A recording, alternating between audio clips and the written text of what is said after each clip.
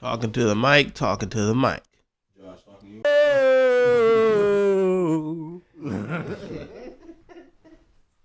Oh. Okay, everybody. Today is 4/20/24. It's a beautiful Saturday morning on the east side of Greensboro, North Carolina. The 336. The 336. My name is No Face. Beside me are my best friends, some of my favorite rappers. I think I'm going to say that every single time just so you know. Of course, my brother Jay Moore's son. Yes, sir. Yes, sir. Dressed like a Dominican for baseball day. DJ Davis. No ones, no twos, just 3.5s. And introducing Mike Savage, one of the rawest rappers in Greensboro. I'm talking about homebred in Greensboro. This is as real as it gets, I promise you. Like, you probably seen him, and if you haven't, you probably heard about him. Let's give it up for Mike Savage. I'm so happy to have you, bro, for real. Yes. I'm really excited. How's everybody doing? Let me just go ahead and get started. It's good. Been a hell of a week for me. I thought I was gonna turn into Spider-Man this week. I got bit. Douglas saw me. I had the swole lip. That boy look crazy. I ain't gonna lie, getting bit by spiders and shit in 2024, I just feel like certain shit just shouldn't be happening. Where the fuck do you be that you get bit by a spider? That shit was in my house. That shit that bit me in that my was an house. assassin. They sent that for me. That wasn't some usually people. I was outside mowing the grass or some shit like that, or doing. This nigga just in the crib. Bitch, I pay somebody to mow my grass now. No, see, they sent that. It was a nigga that was mowing your grass. Then he sent the spider in there to get your ass. Yeah, I watched the Solo Leveling. I definitely watched that one. Shangri-La. At Bucci-Giri. Bucci-Giri. Watching the Bucci-Giri. Don't let them Bucci your Giri. Don't let your Bucci Don't get Giri let your out there. Bucci get Gary. Yeah, you don't want that. Let me think. What else? Anybody reading anything? Nobody else really reads much of nothing. I read One Piece. Like I try to stay away from reading because I get like absorbed, and then I'll never come out of it. Like maybe that's my problem. I'm reading everything still. I done read some. I be reading random shit now. I told you about the one I randomly started reading. Well, maybe like a couple weeks ago, and it start off where you hear about all the females in the city went to the Prince house and no longer with any virgins. Dang. That's just how it start off. He ain't do nothing they ain't want, but he took all the virgins in the city and piped them down. That's first chapter. In one night? I guess so. Over a week. Wow. Oh wow. First chapter. That's what happened, and you find out this nigga died. Wait. Just time out. Not from getting. You can tell when a nigga go up on tax break. Oh shit. Right. We pocket watch on this podcast. On this show, we pocket watch. Hey, that new next tax bracket ain't do nothing for me, but give me extra money to pay. Yeah. That's on you, man. They You weak on me, son. You got Mexicans mowing the grass. Oh man. What's up? What else is going on? A lot of bullshit. Yeah, a lot of bullshit. Yeah, it's a lot going on out there on the west side of Greensboro, but you just want to keep that one tucked. Yeah. What's up with you, Mike? You the man here today, man. I really want to make sure. You know what I'm saying? Yeah. News guy. What you got going Nigga on? to the whole podcast thing. Not much, man. Just running out of that bag. A couple things in the works. Definitely coming back harder. Yeah, the shit you played earlier was hard. Yeah. Okay. Yeah, I gotta go pay more attention to one of the artists on the label. Walk Jizzle, he coming up. Texas. Got 5-6 albums ready, and he just basically like come pick between what I got recorded. That's what's up, though. Hopefully, y'all can put some shit together, though. Texas niggas is coming up heavy. Texas is one of the. I said on record, Texas is one of the best music scenes for hip hop. Yeah. But it makes sense they're the mecca of Southern hip hop. Right. Yeah. They back before Texas as far as Southern rap go. Yeah, them Texas niggas is on the way. Let's see. We always start with music, and I guess that makes sense because we some musical ass motherfucking niggas. Yeah, you already know. That's the best thing, man. That's what keeps the world going. A song could change something. What's hot on the plate? We got to talk about the Drake thing because why not? This nigga dropping AI. I told y'all last week before the track dropped. I said Drake is about to Thanos all of these niggas at one time. And so far, that's exactly what he's doing. It is one light-skinned man against the whole hip-hop pantheon of 10 years. And he's doing it by himself. He's just the ultimate. He's the ultimate troll. Niggas, He's just the ultimate troll. He's doing it, but... Beef works that way, though. 50 Cent proved that it don't have to just be bars no more. This ain't Jay-Z versus Nas, nigga. These niggas, that's not what we doing no more. Beef is won when the fans choose who won. We ain't gonna compare it to the 50 Cent beef. Yeah, 50 Cent beef. That was different. Bars. It was out of the 50 Cent. I'm talking about now. These niggas ain't going back to 2000s beef. Why would they don't want to touch each other? That's what I'm saying. It was different back then. When somebody takes it to the point where you could be touched because of it, then you Yeah, that's not.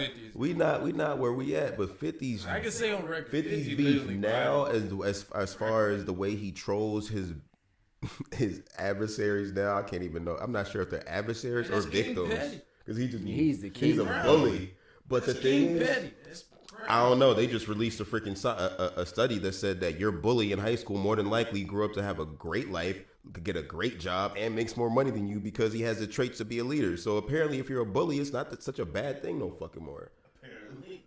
Because 50 Cent is the biggest bully in the game, and you know what, niggas. No.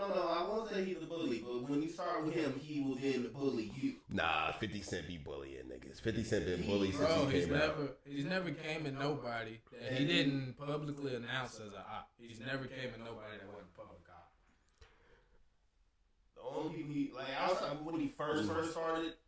Oh, anybody 50 Cent been beefing with had kind of started. Yeah, I'm about to say he's I always don't know. been They beefing. don't say something. He's just like. Well, He's nah, always you been beefing with Jay-Z. 50 Cent will poke a bear. 50 Cent will comment on some shit, and niggas will retaliate against his comment. And he'll be like, I'm not the only nigga talking about this shit. Why you wanna Single out me. now I'm finna talk about you, boy. Like, But you look at the beefs he started. He's always had a beef with Jay-Z. Always. I mean, they squashed that shit so long ago, though. So. I mean, but they still kind of go back and forth with that. He throws little jabs at him all the time. I think at this point they I both. mean, look, he just said the man looked like a gay painter a few years ago. I mean, Basquiat was a gay. and Basquiat is Jay-Z's favorite painter. So. Yeah. So Yeah, he's not wrong, but it's he like, he hey, was a gay. The thing is, 50 Cent is a fucking comedian. yeah. So it's for. And that's what So you just stole my topic. I was gonna say if he announced himself as a comedian like T.I., half of these comments wouldn't be taken. You're right. Yeah. And the niggas forget that he's also a New York nigga from He'd be a fucking legend. Queens. Yeah, he'd probably be a comedy legend if he announced himself as a comedian. No one's more petty than a nigga from Harlem and a nigga from fucking Queens, bro. Them niggas talk shit about each other like it's a love language. So it's just like, 50 Cent running his mouth about you. Yes, it's gonna be some shit that the average person wouldn't have the nuts to say or wouldn't put it in that particular way because it might be seen as rude. Well, for 50 Cent, it's a regular fucking comment. So it's kind of just like, That's how the New York niggas are. you just gotta let that shit go. Cheeks, but at some point after cheek getting, that nigga got. Oh, somebody got that nigga. Okay. Got that nigga. Like how? Like what's the time interval? Like he was getting cheeks and the next day he was dead. Type They don't shit. go too much detail. All You I just know said after he got all those cheeks, at some point in time he died soon after. soon after, yes. Yeah, you know how many girls? Yeah, he smacked smacked? a city, and you smacked everybody, smacked bitch. everybody? Bitch. That's not even the crazy part of the story. That's just the first two, 3 pages. Oh man, you got to die. There's one chick in the city, apparently, who's still a virgin. She apparently had a curse on her Everybody thinks she ugly. To her, she look normal as hell. You see her, she look normal. Everybody else just like, oh, bless your heart. Dang. So, she was just like, why he ain't take me? I'm trying to get my cheeks clapped. Just gotta let that shit go. But I mean, just bringing it back to Drake. At the end of the day, this nigga's killing him on the music. He's posting about him nonstop. The only person that's trying to swing back is Rick Ross, and it's just falling flat every time. So, Hey, they're both falling flat. on that subject, Yeah, I didn't even know that Rick Ross swung. I hate my bad, Rose, but I didn't even know you swung. You just announced that to me. Breaking news tonight. and I love Rick Ross, by the way. Don't think because we Greensboro niggas that we still definitely. hate Rick Ross and shit, because we haven't forgotten. Their beef is just like We rich. haven't It's forgotten. rich beef, and it's whack. It's really whack. Like, ooh, look at my yacht. Yeah, like you ain't got a, like he went online and said, you ain't got a yacht, nigga. Where your yacht, Drizzy? Like, that's kind of just like, okay, everybody's looking at that like, Yeah, Rick Ross was like, yeah, that plane you got is a cargo plane that was repurposed and shit. and then Drake just like, where your jet at? Like, come on, man. It's kind of just like, no regular person really cares about this this. nigga Rick Ross was like, you selling the $88 million mansion. Why you got to sell your $88 million home? Like, he could buy it though. Like, yeah, I don't like that part. It's like watching Donald Trump argue with Donald Trump. I just can't do it. Yeah, I can't keep up with social media beefs, honestly. Bro, it's like, it's inevitable. I have no social media, but it's part of the news cycle now. So it's like, I still see that shit nonstop. That's true. It is what it is. But you know what? I was watching Joe Budden the other day. I love Joe Budden. That nigga, that's a saint right there. That nigga's got to be number one in media right now for hip hop and just in general, because that's a very true to himself ass nigga. But nah, he was talking about the whole thing could be just a conspiracy. Like, these niggas could just be in it because hip hop's been on a decline for 2 years straight. We actually talked about this in one of the test runs that we did. How it's just kind of been really boring. It hasn't been exciting in a while. So how interesting would it be for these niggas who are essentially entering the sunsetting of their career? The only person that's going to have any kind of longevity in another 10 years, for real, is probably going to be Drake, because he's programmed to do so. But J. Cole knows that the fall off is going to be probably something like that. He's going to sprinkle a couple tracks here, a little 4-track thing here and there, features and stuff like that. Kendrick only drops every couple of years, and his projects are so big and robust that I wouldn't be surprised if his output also slowed down. So this might be just them deciding, let's spice this shit up real quick. Like, people have been asking for exactly this for how long? So what's gonna get them to listen to all of us at the same time? Like, it's still new again. Let's just talk shit about each other in the group chat, because nobody's really no one said anything that hasn't been said over the last decade. Yeah. No one ain't come out with nothing salacious, nothing crazy. Ooh, Kendrick, you're short. Ooh, Drake, you're mixed and you're Jewish and your white mom raised you. Oh, Rick Ross, you was a correctional officer, so that makes you a cop. It's like, yeah, we've known all of these public things for a while now. We not going to talk about J. Cole's droopy face? Like, do something. Like, give me something. Yeah, like the shots that are getting thrown is like, wow, it's like y'all just went on music Twitter and looked some tweets up and decided to make bars about it. So it just doesn't seem like any of this is actually hard or authentic. Like, Kendrick's diss seemed like it was, because Kendrick puts that on his verses. Every single time he plays with his pitch, with his voice, he switches that little accent a little bit. It makes that shit hard. Same thing he did with Control. So I just feel like it's, what if it was possible these niggas was like, hey, fuck you. that would be the craziest switch up of the game, though. Yeah, go ahead, more son. That would be the craziest switch up of the game, because like that, the politics behind that would have to be so wild. Like, just the beef. The beef isn't that hard as like the women's beef right now. The women's beef right now, they got actual beef with each other. Even Chris Brown. That's authentic. Yeah. Even Chris Brown and Quavo are going at each other. It's personal. They're very personal. And Chris Brown and Quavo is light skin beef. So the beef between Drake and the J. Cole thing is kind of just like, I'm better than you. Yeah, I think I'm better than you. You know, like when a pride of lions have 3 brothers in it, and eventually someone has to be the dominant. Yeah. Somebody has to be king. That situation. Like, this has been coming to a head since these guys' careers have started, if you ask me. Yeah. And it's gotta happen. Like, I love it. This is the essence of hip hop. Hip hop started with who's better. And then the better guy, the record company, would take a chance on. They would pay him like $200 an album back then. Yeah, some bullshit. But if you was the best in the neighborhood, then they took a chance on you. But it started with battle. Like, this is what hip hop is. Somebody has to be the best. And I ain't gonna lie, for the sake of North Carolina, I hope it's J. Cole. I need this fall off to be a I mean, classic. I think J. Cole trying to exit himself out from Yeah, like I need the fall off to be a classic. but they talked about that though. Yeah, they were like, if these niggas were behind the scenes. Did anyone hear that made the league later?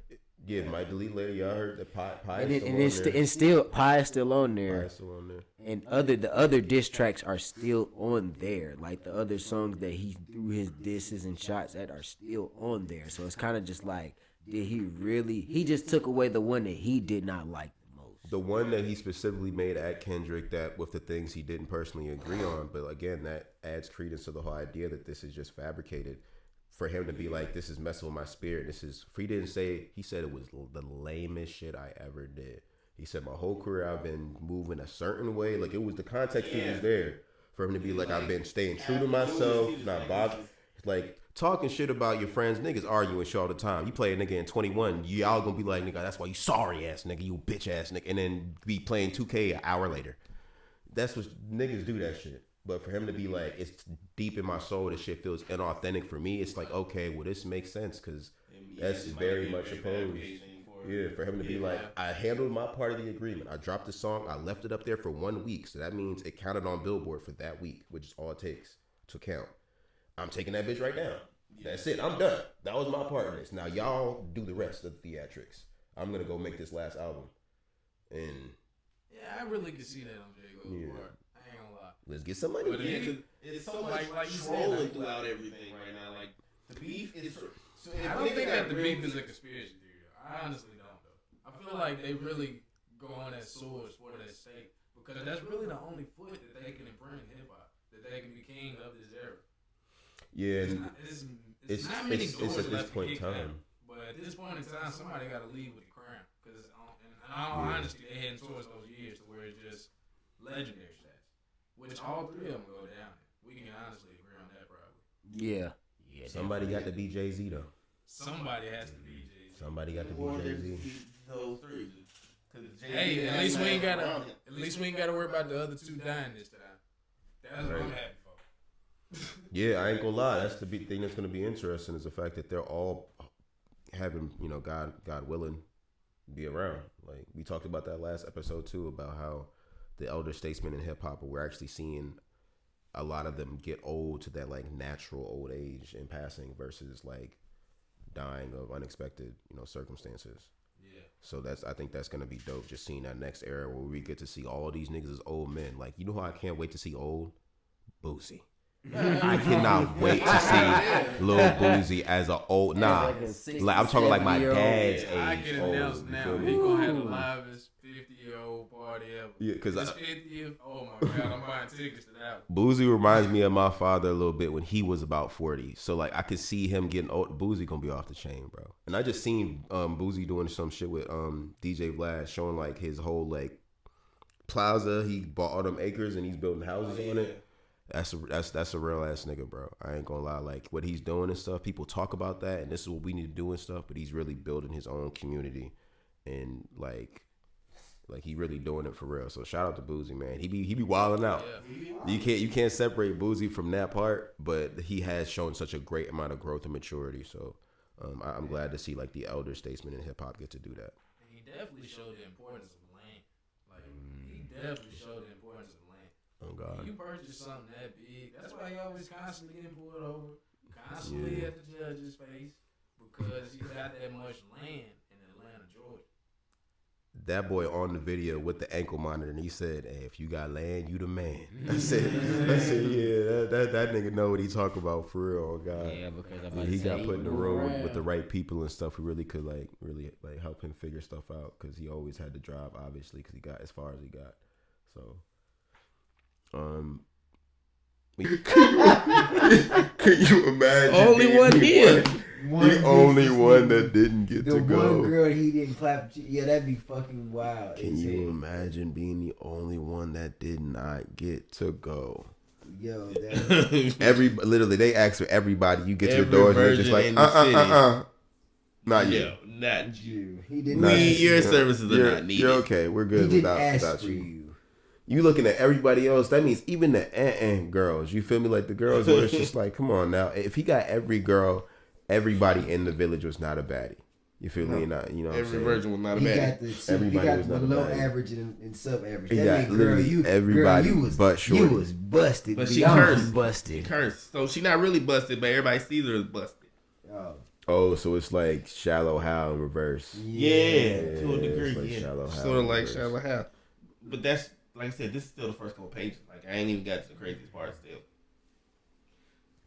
So, you know, she mad. She go off to the barnyard, you know, going to DJ it up a little bit. You know, she a little bent up. So she getting her thing going. You see this old nigga in the window. And he making a crazy face. Crazy face. Like, yo, dog, it ain't never that serious. And she's tripping out. But little do you know, when they pan out, he getting his cheeks clapped. Yo. Yeah, bringing it back to Drake one more time, though. So, around like, what's thoughts and opinions? So, you don't think it's fab? Mike already said he don't think it's fabricated. You think it's real?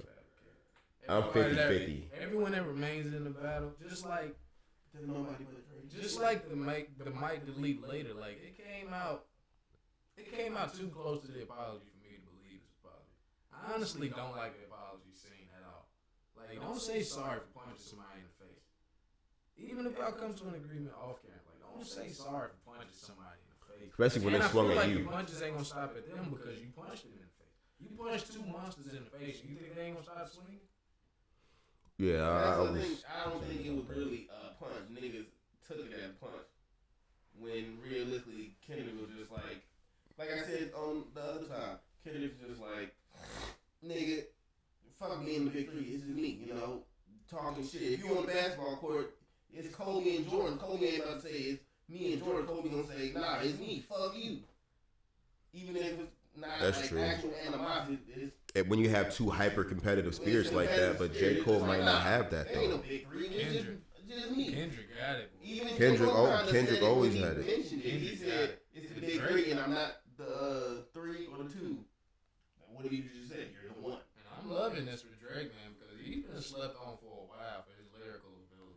Everyone really just sees him as a light skin. Yeah, I said that last time. Niggas forget that Drake is a rhyme spitter. He is a evolution of the style that made Lil Wayne the best rapper alive, and niggas forget that. But do you think he writing it? Okay, so I have a theory. There's two Drakes. Yeah. There's two Drakes. Okay, there's the Drake that did his first 3 projects. He did Comeback Season. He did first 4. So Comeback Season. So Far Gone, Thank Me Later, and Take Care. Everything after that, we started entering into the era of the 2 Drakes, where there's the Drake that puts out his Drake songs. You can tell they're introspective. You can tell Drake's formula still from back then is being at work. And then there's the formula that says this song is guaranteed to do some numbers and be appealing to a lot of different demographics. And I think that Drake has a camp of individuals because he comes from that. Drake comes from writing camps, working with Diddy, working with larger artists and stuff. Before he was Drake, he would be in there with his producers, with his little homies and shit in these camps, writing songs for other artists, for bigger acts. That's how he first rubbed shoulders with Diddy, before anybody knew who he was. If you come up doing that, at some point in time, it's not foreign to implement that into your own thing because you know it works. So if I'm Drake and my whole point is to make as much money as possible, And to keep myself in the game, I'm going to do both things. It takes the pressure off me to be creative, and I can still stretch my own legs and focus on my craft in case a moment like this pops off and I really got to rap for real, and show you something. But other than that, it's kind of just like, yeah, I might have 20 people in the room working on a sound for me. This nigga doing flows. This nigga's doing melodies. I got them working on lyrics and shit. And I'm going to add my Drake and stuff to it. I'm going to put this song out. Everybody gets paid. I keep staying on the charts. What is there to complain about? I know I can still rap. If I need to show off, I can still rap. I'm going to do that. But while I do that, good. I don't need to be the best fucking rapper anymore. What am I doing that for? I'm freaking 35. Let's get this fucking money. So I feel like Drake just has a whole other, like he's rich enough to do it. How many times over the years have we seen artists that were on his label or associated with him come out and be like, oh, I did a flow for Drake. They had old boy that he put out some shit online to say he was doing flows and shit for Drake. I think he did an interview or something, and he got his ass whooped. Like 4 days later, they posted him and his face was lumped the fuck up and shit, like in Canada. Like Drake been had other niggas doing shit. Niggas no party done did shit. Niggas done Tory probably done threw Drake a bone. Like, not to say that Drake doesn't also do it for other artists, but there's two Drakes. Oh, he definitely That's steals why parties. that's why everybody has a love and hate relationship with Drake. There's these times where Drake makes that soundtrack to your life where it's like, damn, how did you know how I was feeling? And there's other times where it's just like, man, this shit from my goddamn 13-year-old sister. Like, what am I listening to? You love it and you hate it at the same time. It's two of them niggas. I just hate. It's kind of hard to put him in the battle perspective, though. You know what I'm saying? Like, I admit he does have a flow, and I think he can flow. Yeah. But it's like you'll always be great on those writing camps if you use it. Because I can honestly say I don't think Kendrick utilizes writing camps, and Eminem already gave him that test. You remember when he invited him to his studio just to see him write that song in front of him? I ain't gonna lie. Yeah, he is getting his cheek clapped. Some bandits that came to the city and just started serial cheek clapping. Booty bandits. Booty bandits. Booty bandits. Yo. He came to warn her, but he got his cheek clapping, just sitting there looking crazy now. And they going to fucking everybody up in the city, beating them up, clapping them up. No, just being all around horrible people. No. So this shit kill me, nigga. Went from so she running. Kill me, nigga. And she runs to the forest. She trip, of course. You know she had to trip and fall. But she trip and fall in front of this sword. Pick up this motherfucking sword. The sword talk. The sword is the prince that was clapping cheeks.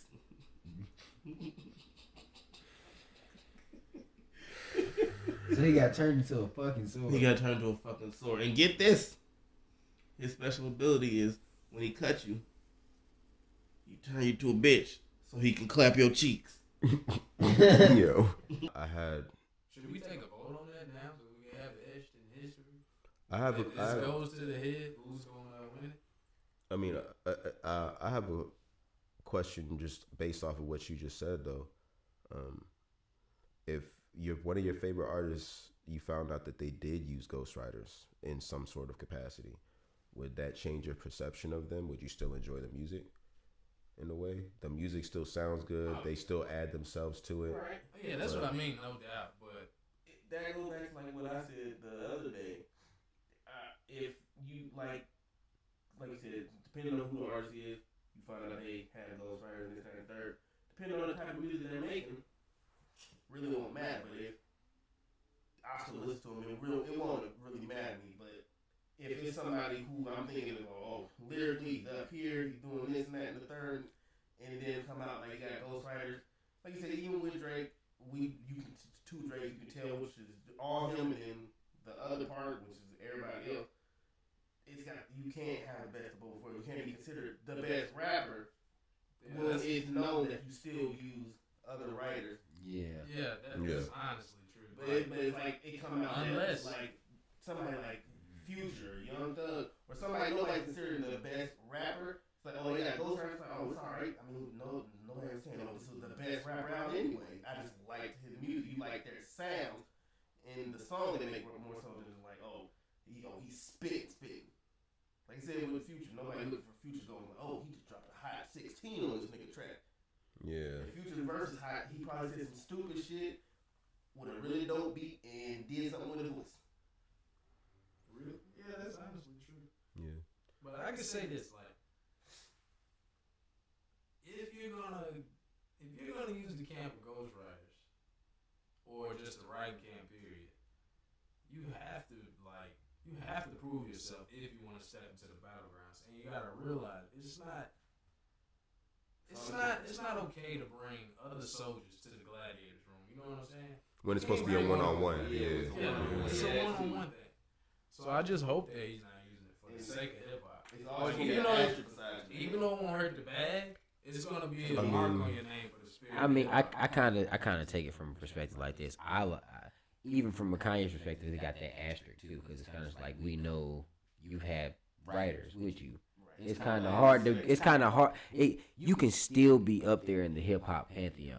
You can still be up there, but it's nobody's gonna consider you the best rapper alive. We all know you've given. If I found out Lil Wayne or 2 Chainz have been ghostwriters, I'm gonna feel some type of way. Yeah, if I found out But Wayne in the been sake of penned. Kanye, we're not gonna say that about Dr. Dre either. Yeah, No. they're in the same boat. It's Nobody like looking this, at them like, We're not looking at them. We're hoping that they use ghostwriters almost. Or if it comes out that they don't, because on Compton, the last album is already DOC put out many times that no one ghost wrote for Dr. Dre on that last album. But even if somebody did, I wouldn't care. It's Drake. Yeah, it's Drake. Drake. We already know that Drake. Yeah, we care more how it sounds. How it sounds than what it's gonna. The expectation is different. Yeah. Way, you gotta have some ear for music to put and place these words. Now, me myself, I never use one. I'm pretty sure you feel the same. No, never. Like if I can't paint a picture myself, I'm not gonna get the words have to come from. They had to come from. Yeah, like that would be crazy. Like your poetical side of you was a ghostwriter. Gotta ask you something. Was that really you this time or not? That's facts. And it's one of those things. Like depending on the type of rapper you're seeing as, it's like And the range of involvement at as least well. we know Future does not have a ghostwriter. Because like you know certain Young Thug ain't got no ghostwriter. Yeah, you know, it's one thing for niggas to be in the studio bouncing lines like, say it like this, da da da da. Hey, I think you should say that type shit. It's different for someone like, hey, this is what I wrote, say it like this. I'm gonna go in there and do it, and after that, you go in there and overdo it, and then that's different. So, yeah, bouncing lines are different. That's what I'm saying. It's a thin line between ghostwriters. Yeah. There's been many times in the studio where I'm not gonna say no names, of course, but I have bounced bars. But it's like 4 words. But now is that considered I wrote for this person? So is he considered? No, I think that especially I like how like again we're getting to see the older guys come out and talk about how it really is because they're like the pride level for them ain't as high anymore. They got kids and grandkids and shit, and they're coming out saying like, yeah, people be in the studio and we bounce flows against each other and blah blah blah. Like we helped each other because the goal was for everybody to sound good. That's coming from like big ass, just like Wu-Tang and 3-6. Like them niggas was always like, we're a collective. Like we really, if I'm in the studio with you and I think that shit can sound better, I'm gonna let you know. Like, hey, bro, how about we try this? So it's like, I think hip hop always had a spirit of collaboration, but I guess from what you was talking about earlier, especially because you a man of the craft, like that battle rap scene of like, nigga, like this is my heart and my soul, and I'm proving like I'm built for this. I'm built different. Like you gotta make it clay. It's okay if you got things around you. That's a good way to put it. Yeah, that's a good way to put it. Yeah. You gotta make the clay. That's a great way. You gotta be the one to put it in the That was a bar. Good use of it. That was a bar right there. But you gotta be the one to put it in the kiln too. That's what people forget. Even if you got a group of ghostwriters, the ghostwriters ain't got their ear, or they wouldn't be ghostwriters. And you still have to create the sound for for it. it. Know what creates that hit. That takes it to the next level. Like imagine if Michael Jackson didn't have ghostwriters, which I know it's a different thing. It's not the same as the hip hop, but imagine. I mean that's different for R&B artists because most R&B artists have writers. Like we. But is that right? I mean, we don't because hip hop is such an individual thing. Like you said earlier, it's such an individual thing, and you have to be battle tested if you want to be number one. But R&B and those things are talent. It's it's voice. Yeah. Well, you can sing, but you can't write some shit. I'm about to write some shit for you. Yeah, like you can be an untalented writer and be a great singer. Yeah, because when you we gotta give people that do it more credit. So it's what's his name? More. Maybe I deserve. Oh, Tank, yeah. So is he really and truly the prince of R&B? Which we all know who they still call the king. controversial issue. But we all know who they still call the king. I mean, so is he really the prince of R&B because he comes up with that sound, writes those lyrics, and delivers with the voice? You gotta be at that point. I mean, he almost. It's the same way in hip hop. Yeah. you got to think about back in the day when like hip hop was first becoming a thing. The most popular form of it was still coming from like R&B acts. They were mixing it in like hip hop fusion, like New Edition and stuff like that. So at that point, it was still okay for niggas to get in there and write a whole verse for one person together, or have somebody come in, because they was already doing that. Niggas was already writing different parts of their songs, so it was normal. But I think when hip hop really hit, like when the street level of it came up, like the bridges in New York and shit like that, when that shit started to pop off, I think that's when it became like, okay, like your authenticity means as much as your word and as much as your talent. Your talent was, this is not, I'm about to get up here, sing a little diddly and hit a spin for Motown. Like niggas is going in the grungy ass garages and shit and like abandoned buildings and shit like that, getting on this microphone that sounds terrible and screaming. So there was a rawness to it, to where it was necessary for you to be doing it yourself. And for other people that were also gravitating toward it and like speaking through it, it's kind of just like, if, especially with it being born out of a struggle, if it don't sound like that and feel authentic, you definitely don't like it because it's offensive to you. Because it's just like, nigga, like the same, and it trickles down to today. Niggas be like, oh, he ain't living what he rapping. Motherfucker, it's 2024. Niggas don't give a fuck. I don't need you to live what you rap no more. For real, for real. You don't need to be out there selling dope or catching no bodies, my nigga. I'm gonna listen to the music. It sounds good in my car. But so what? He turns back into a person after he. No, he takes control of her. She grows a dick and she claps cheeks after she defeats you. So if you fought this motherfucker and you got sliced, you gonna turn into a female. He gonna turn into a hermaphrodite. He gonna clap your cheeks. She gonna turn to a hermaphrodite. So I gotta get with cut. Another man possessing her and clap them cheeks. I gotta get cut and fucked and have my sex changed. Yeah, and then fucked. Like it's gonna turn into a bad bitch, but you about to get your cheeks clapped. Just kill me. Just kill me. You and there's another sword that does the opposite, apparently. Oh, I'm gonna have to act. That's where my story starts. That's the start of my villain arc. Because I'm gonna find that other sword so I can get my dick back, and then I'm gonna come kill that other motherfucker.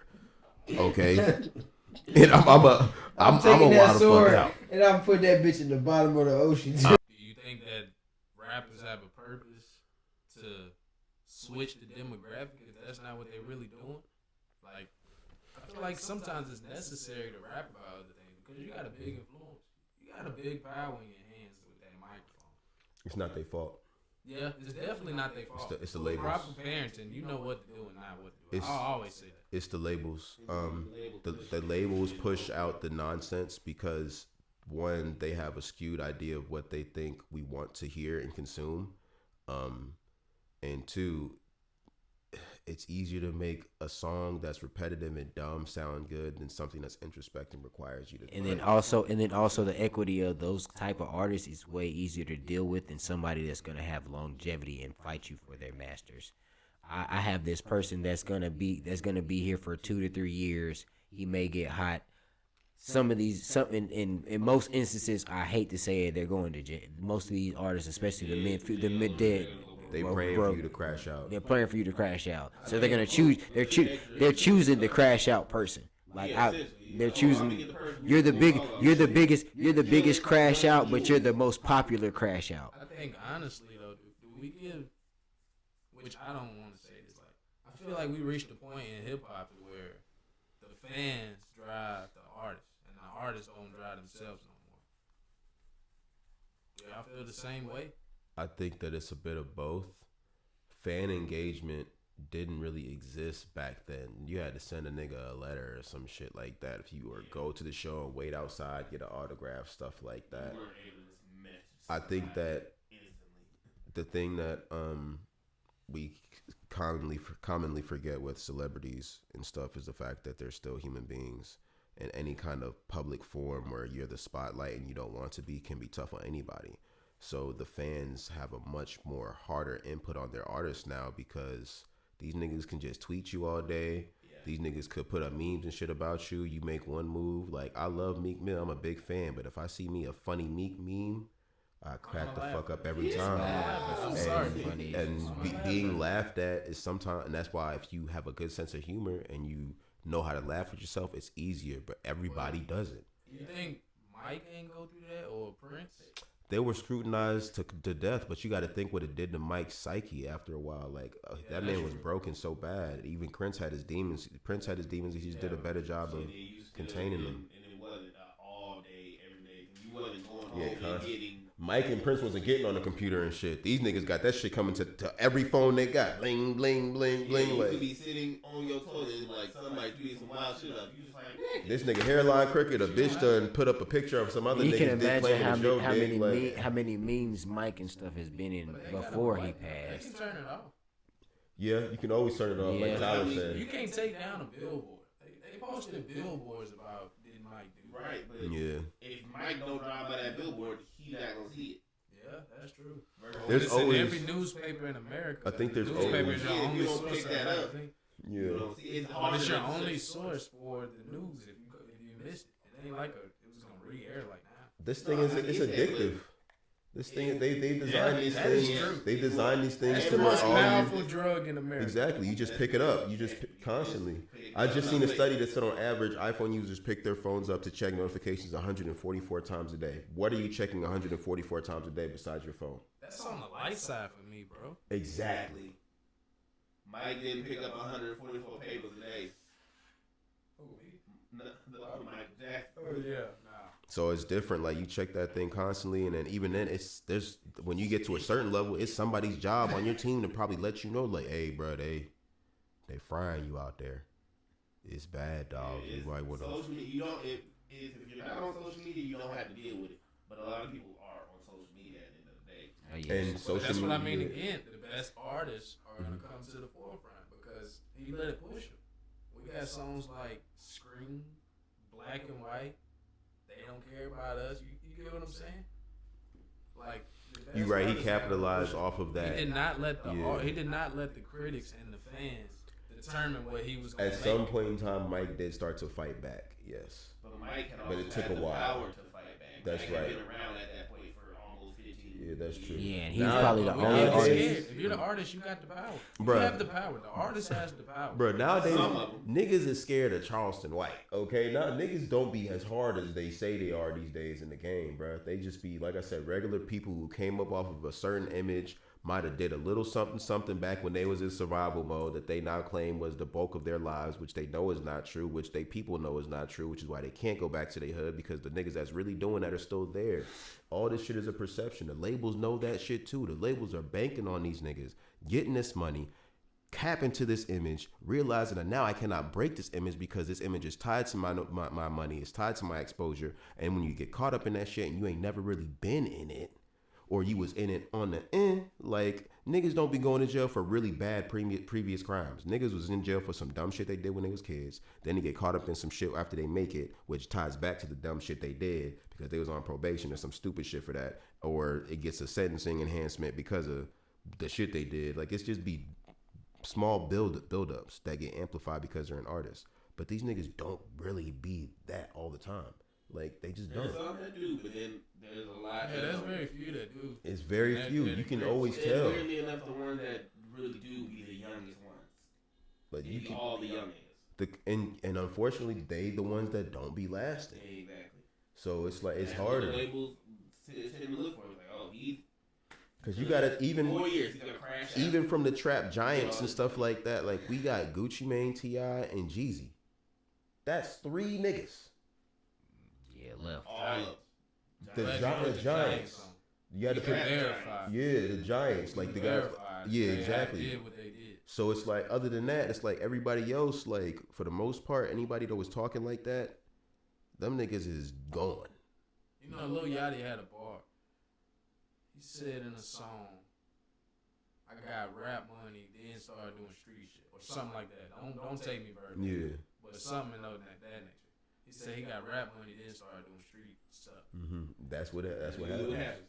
And then so it's like it's a yearning to have so much respect from a place that has so little. And I'm like, I'm from that type of environment and area, but all we wanted to do was make it out. And I can guarantee That's that always the everybody that difference. made it out, all they want y'all to do is make it out. That's always the difference. Is like when you Yeah, outside in the field, you want to get as be far there. away from it as possible. You 'cause don't that wanna shit is be so there. traumatizing after a while. You don't It's wanna be there. exhausting. Yeah. So So it's back to that question, like, do the fans want better for themselves or they'd rather the ratchetness? I mean, it comes down to the label Airways too, but I can't because I say it like this. You can't force it to go down your You throat. can't. You No, you right. can't. blame the labels or the airways You no can't. more. You can't. Bro, Nah. I don't know what comes out. If my Spotify don't refer it to me, I don't know what comes out. I don't know. I think it comes. I think it You goes get what I'm back saying? down to like old. We don't have times. the radio no And more. then- Everyone has YouTube. Everyone has the streaming services. And those algorithms are programmed. to The give thing you is what I that eat. the past that has come behind them has already programmed people to want to listen to this music, and that's what's Here's what- happened. I really think what it is the fact that it's all about perception. Back in the day, like we don't have to, we can talk about this one particular thing all day, and we're gonna move forward after this because boy, we can go on all day about all this day with music. But like we didn't have a lot of heroes that other demographics had back in the day when before entertainment was entertainment, when this shit was starting to become a real industry and shit. And I'm talking about back to the 60s. We didn't have any real heroes we could see on the TV. We see niggas in the neighborhood and they was always D-boys every single time. They was pimps, pushers, players. Like that's what we looked up to because that's what our grandfathers looked up to. Them niggas was those niggas that was doing shit. They was movers and shakers. They had money. Because if you was doing shit out of that and you actually was doing well for yourself, either you switched to the other side or they took you the fuck out. You didn't last long. Even the niggas that was hustling wasn't lasting long. So that trickles down generation by generation to where we are that lifestyle is romanticized, not realizing that they did that shit out of struggle. If these niggas could have made money in a legitimate way, they probably would have. They did what they could because niggas lived in poverty. So we're programmed, like Josh said, to admire that lifestyle because we still have that mindset of like, I'm black and where I'm from, this is a nigga that has something where everything around me niggas have nothing. Japan is on some shit. Okay, man. Japan is on some shit. All right, that's wild. It's wild. Wild. I don't even remember how I found it. I was like, this looks interesting. I seen the cover and I was like, man, I'll give it a chance. Started reading it. I was like, I should have read the description. Oh Lord, Cause my Lord, I ain't never seen so much cheek clappage. Unwanted cheek clappage at that. oh Lord. Well, it's unwanted at first, apparently. When do you think the switch really took place? Because if you date back like to When they killed Black Wall Street. No, I'm talking about like if you go from like the early '80s to about I want to say the early '90s. It's It before was that. really like black. Every artist really made It's sure before that. that. Huh? It's before that. No, No, I'm look, talking look, about what like you far talking as about? the Music. far as the music Oh. goes. I Yeah, know that. okay. Oh, it's I the know late. that the oppression It's of our the people late. been It's the way. it's the late '80s. It's the late '80s. Yeah. You think the late '80s? I mean, even when like we had the Nas, Method Man's coming out, all of them had one of those on their albums. If I Ruled the World, Yeah. everything. Yeah, that's Everybody true. made sure they had at least one song. Even uplifting our people. NWA had a few. That's when that crazy. changed, we gotta blame the trap guys for that. Well, we can't. We seen T.I. come back on the back end with the albums he dropped like Us or Else. When he dropped like I ain't gonna lie. titles, Us or Else, he dropped the hit on the back Thug end. Motivation has so many just my people bangers on there. It was for the streets, but Yeah. he still spoke to the people though. He still spoke out. I don't and he think- explained why we did what we did. That's what's missing. Bruh, I think what it really comes down to is I don't want to blame one side without talking about the other. It's on both ends. I think in the community, we got to a point where we kind of became stagnant in growth, and that in between the 90s and 2000 shit, like those Clinton eras, shit wasn't too fucking bad. Not gonna hold you. Like politically, like that was the birth of the black middle class where niggas was transitioning.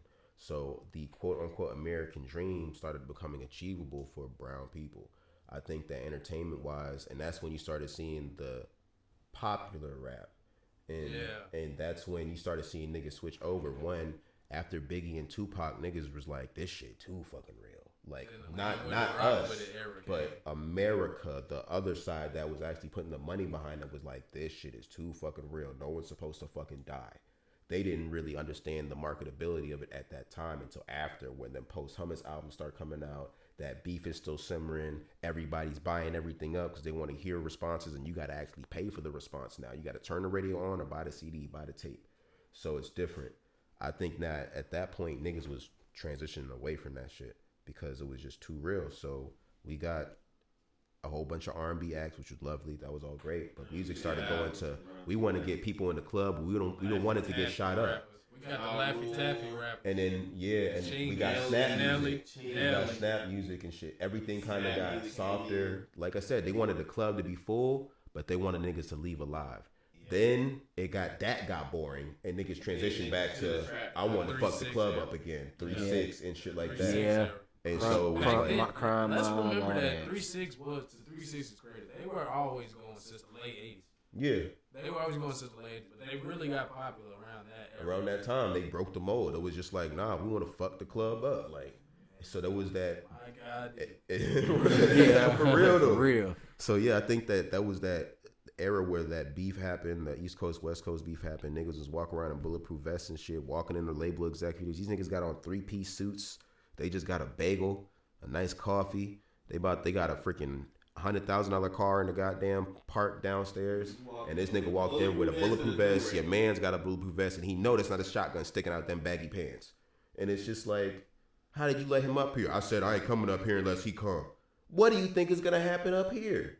Like, yeah, they probably were done with that shit for a while. Let's get these niggas to bounce around and shit. And then by the time Soulja Boy came out, it was kind of like, community what, bro? We want to make this money. We got to figure out how to put this shit on everybody's fucking phone and everybody's fucking face. And at that point, we kind of died out. The community aspect of hip hop wasn't there anymore. Yeah, money was there now. It turned into a free for all. It was money now. It was enough money to to go go around. People don't even think that'll be marketable. Well, like even amongst, we said many times amongst ourselves, it's kind of hard to put the boom bap era back on the map. Y'all, it's never going back to the boom bap era. Not necessarily the boom bap, but the substance of that boom bap era. Not necessarily that sound, but the substance of it. That brings me to another question that also I was thinking about, because I swear to God, I know us. So just like Mike just said, if we return to boom bap and like conscious music, do you think that would actually change anything now? Like, do you think people's ears now are attuned to that kind of music, or are we just gonna turn the trap music up louder? I say just keep it the way it's going. If you notice, the trap is dying. Everybody trying to get some booty in the bag. Booty in the bag is the perfect way to put it. Cause everybody gonna get a lot. It just depends on what you consider trap music now. There's still a lot of trap music out there. Shout out to Flint. They really like Flint, Michigan, and everybody from Michigan right now. They're really talking about what's really going on in the streets. And a lot of them, they bleeping out that stuff that'll get them indicted in court, which is another good thing. But they really telling you what's going on in the streets. It's a bunch of scam rappers coming up. It's about a scammer rappers. Scammer rappers is fucking really really nigga be killing me, bro. You got your Punch Made Dev. Yeah, got your Punch Baby Me Tron. You got Rio. Let's not forget the original scam rapper Guap Dad 4000. Guap Dad 4000. Shout out to Guap Dad. That man was talking about swipes before niggas knew what it was. Okay, yeah, real. Shout out to but Guap he Dad. had real artistry behind it. Though. Oh no, he has an amazing sounding voice. Yeah, he's very talented. He's hilarious too. That man needs a show. That's the only way. We gotta get him on. The more conscious rap will take back over is the artistry behind it. It can't be how it was. Because you hear how people talk about, even though people say J. Cole up here, people still be talking shit about J. Cole, like he's just born still. Yeah, he puts people to sleep. Music to go to sleep too. Niggas say the same thing about Kendrick. Niggas used to say the same thing about Drake. Drake ain't fun to listen to. Drake, how you try to turn left on the highway on the straightaway. I will announce the secret sauce I'm looking for when it comes to like taking my style to the level where it's like a God status, you know? Not necessarily like where I'm the best at the game, but to where I know this is me and this has always been printed in the game. Yeah. You gotta reach a point where you can find a sound that's marketable to the people, but actually find a way to put a substance in there. Yeah. And there's a couple artists that maybe can, but I don't even think that they so rich just like why trap. You think that's the problem? That's another I ain't gonna say that's the problem. Money's never the problem. But niggas, a lot of motherfuckers got money now, so they not gonna talk about the same kinds of stuff. Even the people coming up, there's a lot more middle class black people than it was late 2000s. There's never been a middle class. There's never been a blue collar rapper in the history of hip hop. It's a lot of them now. There's a lot of dudes coming in 17, 18, 19 years old who ain't never had an actual struggle in their real life. Yeah, there's a lot of them coming in from middle class. Lil Yachty ain't had. Lil Yachty comes from a middle class. Yeah, but every time you hear him rap, he's talking about drugs, guns, street, like the same street stuff. Mm-hmm. Like even though we know for a fact he's never did it, and people because that goes back to what we were talking about earlier. If it's more of a middle class thing coming up, don't you think it'd be more important to tap into that? Like, he could rap about stuff. Put it this way: how many middle class people did you know in high school who wanted to be hood and act like dudes from the hood? Yeah, but it's not always. Do we just accept it or call it right? Because I can tell you, as somebody from the hood, those people always treated as squares and took advantage of. They never were truly accepted. Yeah, but if when you're the rapper with the money, nobody in the rap game is gonna do anything like that. Y'all collaborate now because you got 20 million. Niggas don't want to be Will Smith. Niggas don't want to be Will Smith. That's right. Not necessarily Will Smith, but the pride. That, but you know tell what I'm me saying? About growing up in that suburban life. Yeah, because there's many appeals. kids, as we can see on the news, there's many kids that don't know how to handle the stress of the suburban life. So him speaking on it might save somebody's life. Man, they those stresses that the suburban kids make the chill, cool music that ain't got nothing to do with street shit. They just make good sounding music. So like you, them niggas is in the game. They're just not hard, and they're not trying to be hard for the most. Some of them are, but they're not. So like you can always tell, like you come from a pretty decent home. Like Lil Tecca will admit that he does not come from a terrible home. Harlow, Lil Yachty, Lil Yachty tried to. Mac Miller came from. He always talking about too many guns. When he first came up, he was talking like he was on QC and he was trying to talk like he was on QC. And it was like, bro, I like him when he goes to the pop rap, and I think they need to put that in a genre. Like, if pop rap was a genre, then we would still have niggas like. Falling off, but put most of that stuff in what's the that pop nigga's rap name? He fell off hard. It's Super Duper Kyle. Go Kyle. There'd be space for him if we had pop rap as a genre. But it's quite a few black middle class. They either gonna try to sound like they're from the hood, fit in and seem cool, or they're just making really chill music. Cause that's the lifestyle. It's a chill lifestyle. I'd rather them in the chill lane though, because I don't want no one to keep I don't want the hood genre to keep crowding up because there's a lot of people from the hood that is coming out making music. Yeah, but I can accept anybody that's really from the hood coming out making music because you're actually from there speaking. That's also why it hasn't died off either. Yeah. It's either the people who are making it are either already well off, middle class, whatever, or you're from the hood and you're going to make good complete music. death is not right either, but make music to get them out of the hood. You can't never trap your way out of the hood. I'll just say that. You can't trap your way out of the hood. Niggas try every day. Yeah. Speaking of which, Polo G just got arrested for gun possession in New York. That was found in his hotel room. I feel like he was set up. But again, examples of niggas that don't have to do hood shit but still do it. Even if the gun is more for protection. He's one of those too. Like his mom, he comes from a middle class home. Nah, Polo G come from the trenches. He did. Polo come from the freaking trenches. Okay. I thought his mom was a lawyer or something like that. Or that was afterwards. Polo come from the trenches for real. Polo is very authentic. She is the story. She made her way out. Yeah. Okay, she's the one that made out. Polo come from the trenches. His father's really a trench baby for real. Polo always been out there. But they gotta get if these people. Well, does Polo have felonies? Yeah. So he's not allowed to have a gun. Absolutely not. Well, they gotta set And he got up. open cases. They gotta set up themselves with security. If it's anyone in New York allowed to carry a gun for me, then let's do it that way. I understand the need. I'm not going against Polo. It is necessary for that man to have a gun. Yeah, absolutely. Yeah, about It to is say necessary for him to have a gun. You're a That's big the status star. he's at. And he's got a Second Amendment right. And I don't care if you're a felon or not. After you've done your time and you've paid your debt to society, you should have your Second Amendment right restored because you have every right to defend yourself, whether you've made a mistake in the past or not. Exactly. So even if you got to pay extra fines. And that was just to disarm black men.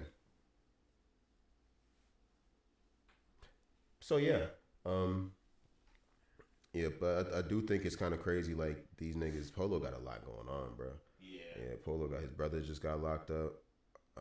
They raided his crib not too long ago. He was already facing other charges. Like, and I love Polo. I'm a big Polo fan. Like, I'm really looking forward to this album, but it just sucks. And New York is not the place you want to get locked up for a gun. That's where it's They got such. locked up for guns. New York's not having it. I swear I feel like they setting niggas up. Of the fence. If you got a lane in rap, give up the street stuff. Get back to the streets as much as you possibly can. And then get out of there. Anybody out there that really wants to get out of it, you gotta give up the streets for rap. Rap about the streets, give them a voice of what's going on. But just like we said earlier, that image that you have to still play, that most people want to bounce back and forth. And they just don't want to wake up one day somebody figuring out they're not real or they're not that. Which is not saying Polo's not that, but so many people play in the streets so much because they don't feel not real to leave the streets behind. Which you'll never leave the streets behind if you're from there. You feel like the streets is what puts you where you at, so you feel like you're automatically tied to them, and they know that their authenticity is also what keeps their fan base around. So after you've really made it out of the trenches and you don't have to go back to the hood and you don't have to sell that little bit of dope that you might have been touching on, nigga, you doing shows for 30, 40, 50 racks. Some of these niggas is getting paid more than that when they really bubbling. So it's like, yeah, bro, you don't live a hood lifestyle anymore. You ride around in $1 million cars and go to $1 million homes and stuff like that. But you got to still portray that because the niggas that listen to you don't get to experience none of that. So you gotta, but at some point in time, when do you wake up in your nice ass robe with your nice ass badass bitch that you know is only with you because you got money and shit, and you realize you're not what you're rapping about anymore? But you still gotta act like it, and sometimes acting like it means you gotta go back there and act like you still good there. Knowing these niggas finna ask you for something because a lot of niggas get extorted. I know a lot more rappers get extorted than we hear about. A lot more. Yeah. A lot more rappers is out there paying to check in and popping up on people they used to know and they big cousins and stuff and paying a little toll to come through and shoot that little video and act like you still cool with them, knowing that after you leave, you ain't gonna be back in months and you just gonna keep sending Granny some money so that way her house don't go into foreclosure. We know who you are. Ain't that the, like, there's another manga that wasn't that Tim was talking about called Dick Fight Island or something like that? Oh, shit about Dick Fight Island. I know what you're talking about, but I ain't never gonna look into it. Dick Fight Island. Like, I didn't want to look into some Dick shit Fight like Island. that. Yeah, I don't know. That was It's the fucking phone. It's at what's the little game store off of Spring Garden in Lost Ark. I seen it in there. I was looking at through animation. It said Dick Fight Island. I said no, thank you. Yeah, I think I seen it over there too. Yeah. But anyways, I definitely want to focus on my favorite rappers. I never have to worry about these niggas being inauthentic. I need updates from you guys. I didn't get to do this I did get to do this with Tim. He said his album is on the way, but I definitely want to hear something from y'all niggas. I got singles loaded up. I'm just gonna tell you. I feel like I'm dropping in May and June. I got singles loaded up halfway through May. Yeah, you make summer music, yeah, for I'm sure. halfway through May. I'm about to just start dropping these motherfuckers like bombs. So right now we planning some type of party for the 1 year anniversary of the FTF compilation album, self-entitled For the Fam. That's the name of the record label. And what we got coming up in the future is I got an EP coming out. I really like the sound that's been coming out of Flint, so I got like a couple tracks from that area. That sound of stuff. And I think I'm gonna just throw them on an EP because they really don't have no landscape for like the upcoming albums. Yeah. Okay. Yeah, but we got I'm gonna probably get with Devo and work on his joint. He already got about 5-6 songs together, so his album should be out in probably the next 2-3 months. Like I said, we gotta go to Texas with Walt Jizzle and get his project together. The man's a songmaking machine, and you can expect that EP from me, Solo, and my little brother Taze. We all gonna be on there together. Okay. We got to make sure we keep updating and stuff so when y'all drop, we can go ahead and throw that out there. We've been on music for an hour. We always be on music for so freaking long, bro. We be talking, love music. We can talk about for days. Yeah, crazy for real.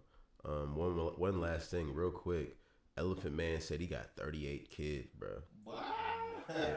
And want more kids. My boy said he got 38 kids and he want more kids, bro. That is crazy. So that boy wild. Yeah, that shit is Yeah, ooh. When you got 38 kids, they gonna be alright. They got brothers and sisters for brothers and sisters. Don't ever try to fight that family. No, they gonna be in school together. Like you said something about the Elephant Man kids, just like the Cannons. You a Cannon? Cannon. Yeah, Vibes Cartel's out. Yeah. He's, you know what I'm saying? I'm interested to see what he got to say since he been locked down for so long. So I'm happy about that. Yeah, man got the body overturned. That shit is crazy. Yes. Yeah, that's wild. That's mafioso right there. Okay. Yeah. What they call him out there, world boss. I just gotta I'm excited. I want to hear some more music, man. I'm saying, like, I'm ready. I'm really ready. I know him and Burn are gonna link up. I'm hoping for that collab. I want to hear him with Dave too. That'd be really Think dope. him and Movado do one? You seen it? They hit the stage together. I'm about to say, yeah. Peace, I don't. Jamaica Peace concert. Yeah, I don't see Yeah, why it's not. like- That'd be dope. That'd be dope. Well, not recently. It was right before he got Right, yeah. incarcerated. Yeah, I'm pretty sure at this point in his life, after everything he's been through, I'm pretty sure that nigga's like, you know what I'm saying, like he over it. But it's a party in Gaza. And the one in Jamaica, not the Go one that's crazy. been on the news lately. Going crazy. We was talking about the big three earlier, but I want to run it by the like big three collective real quick because our main era of music was like 2010s, like 2000s and stuff like that we was like really present for. So who do you think did best between Young Money, Good Music, and MMG as far as what's happening right now? Is it really a conversation when you bring up Young Money? Yeah, because it's Young Money. It's really Young Money. It wasn't really a competition. It really wasn't really a competition. G-Minaj. I'm talking about not commercial success. I'm talking about as far as like Even who longer. developed the best as far as Even that. Even as far as that. Who developed? I mean, Even as far as that. Look who's put as the top rappers in each of those categories. Nicki Minaj is considered the top rapper in the female category. You Drake right. is considered in the top 3 of the male category, which was at one point in time Lil Wayne. So it's kind of just like he passed it down and up, even beyond the commercial line stuff, because we know they got the Lil Wayne hype train. We already know that. I mean, But they're the ones that fared the most. Because if you look at good music, you have Big Sean, Sci-Hi the Prince, who really went straight back into the underground and writing. Big Sean, who's kind of battled between being in the Big Ten, in the top 5, like he's constantly on that wiggle line. Who else did they have? They had Rihanna. Rihanna's probably the most prominent out of all of them. And I wouldn't even really consider that good. That's kind of still Rock Nation. I feel like nah, I wouldn't consider Rihanna good music. Rihanna's not good Still kinda music. She rock. rock Still Yeah, rock. music. I'm thinking of the people on that album. I think good music. So 2 Chainz, Big Sean, Pusha T, Kid Cudi. That's who on good music. Still going Young Money. I mean, it's still Young But Money. look at Tiger now. Tiger is almost considered. You see the excitement of every time Tiger's on anything. No, I see no excitement about I any mean, time not Tiger's on anything. personally, but like when he came on, the It Flow does Station- build. Yeah, okay. He has a fan base. Yes. Yeah, He he's- has a he's- fan he is base. still That's one what of the I'm saying. light-skinned We're talking about the kings. most important thing, like fan base and relevance. Oh, Young Money definitely got a Yeah, base Young on Money. that. I mean, we can tally. I'm not saying everybody from Young Money. Is Yeah. I can say each one of those camps got some duds. Well, run down the MMG camp. Stolly, Meek Mill, Wale. Wale, Gunplay. Yeah. Oh yeah, they only got 2 tally for me. Yeah. They got Meek and Wale. Stolly They got is 2.5 there. for me. So what's that? Young Money first place, Good Music second, and MMG definitely third. I don't know, I feel like- I feel like if we just talking about raps, I'd still put Sci-Hi at the top because Sci-Hi better than all these other niggas.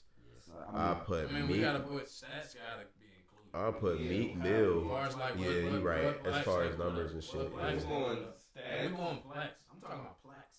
Then Drake. Plaques producers. That's just Drake and Nicki. Drake and Nicki off the rip. You can't count OVO Drake. I mean, even beyond that, it's still Drake. Oh, we just talking the Young Money era of Drake? Nah, I was literally saying if you take the niggas that were on these collectives now and then and see where they are now, who fared the best now? Oh yeah. As far as development goes. Young Money has the rights to Death Row. That's all anybody cared about before. That's the only one the Young Money niggas care about now. Good music. Big Sean just came back around. Kanye's crazy, but we still listen to him. 2 Chainz ain't put out nothing like 2 years, but 2 Chainz still fuck with 2 Chainz. He put out the collab with Wayne. That was like a year and a half ago. A year and a half ago. That was almost like 2 Yeah, years. he's more focused on his podcast with his son. Everybody in good music is kind of just chilling out realistically. Only one that's consistently putting something out is Ty Dolla Sign. Kanye. I still think Kid Cudi and Ty Dolla Sign are the most recent drops. I mean, And Pusha T I still- every like 2 years.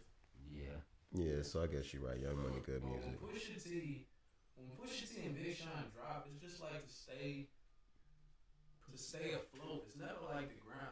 They have Never Big to Sean set- hasn't had a yes, big- never to set their grounding. Detroit Artists 2 that was can a move pretty the big water. drop, though. Huh? Detroit 2 was a pretty big Yeah, drop. that was a for big Sean. drop. That was a move. Dark Sky Paradise I was can definitely probably say his Big biggest Sean is the one. lead run for good. For your music, Big Sean and Cudi for sure, neck and neck. But Big Sean probably be, rap wise.